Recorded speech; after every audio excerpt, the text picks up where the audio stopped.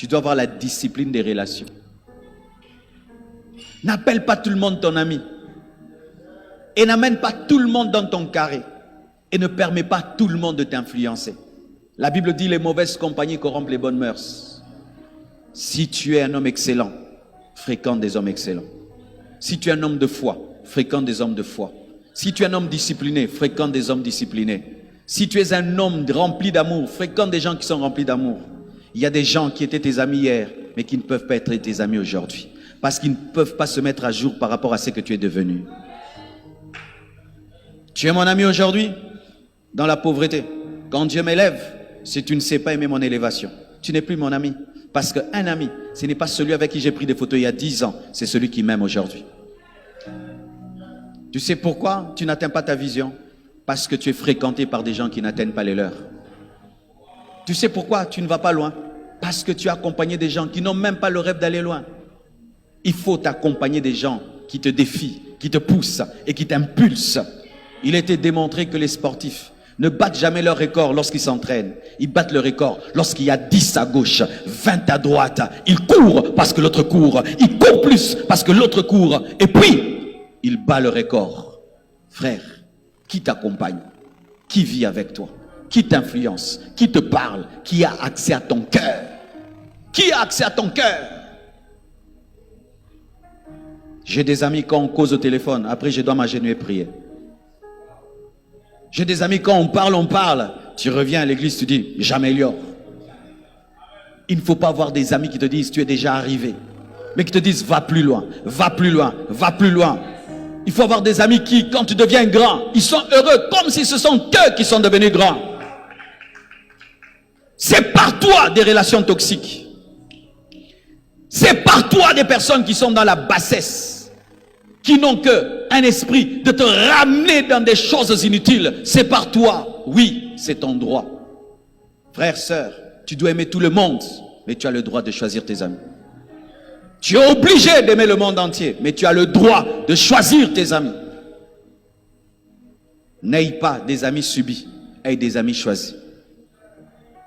Si quelqu'un est dans ta vie sans que tu comprennes pourquoi il est là, sors-le pour lui donner le droit d'entrer. Parce qu'il y a des gens qui entrent, tu ne sais pas pourquoi il est entré, mais lui sait pourquoi il est entré. Qui est le meilleur ami de la langue? Les dents. Mais si le corps tombe malade, qui va blesser la langue? Les dents. Tu n'as pas compris, je répète. Les meilleurs amis de la langue, c'est qui? Les dents. Mais si le corps tombe malade, qui mord la langue? Les dents. Donc ce qui est proche, c'est ton ami. Mais c'est ton ami aussi qui peut devenir le pire ennemi.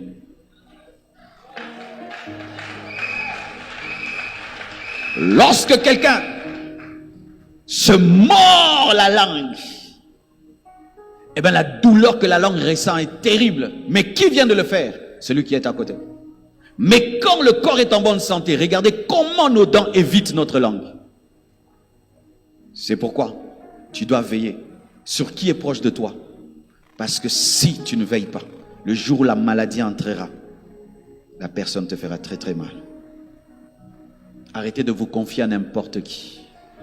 Arrêtez de révéler vos secrets à n'importe qui. Arrêtez de dire tout à tout le monde. Parce qu'aujourd'hui, il ne te fera pas du mal. Demain, quand tu seras grand, par jalousie, il va brandir cela. C'est pourquoi moi, je donne le droit à quelqu'un lorsqu'il vient faire une cure d'âme chez moi. Tu lui poses une question, il refuse, c'est son droit. Oh ma soeur, tu as fait ceci. Ah non, je ne sens pas de te dire. Parce que si je suis indiscret, demain elle devient la première dame.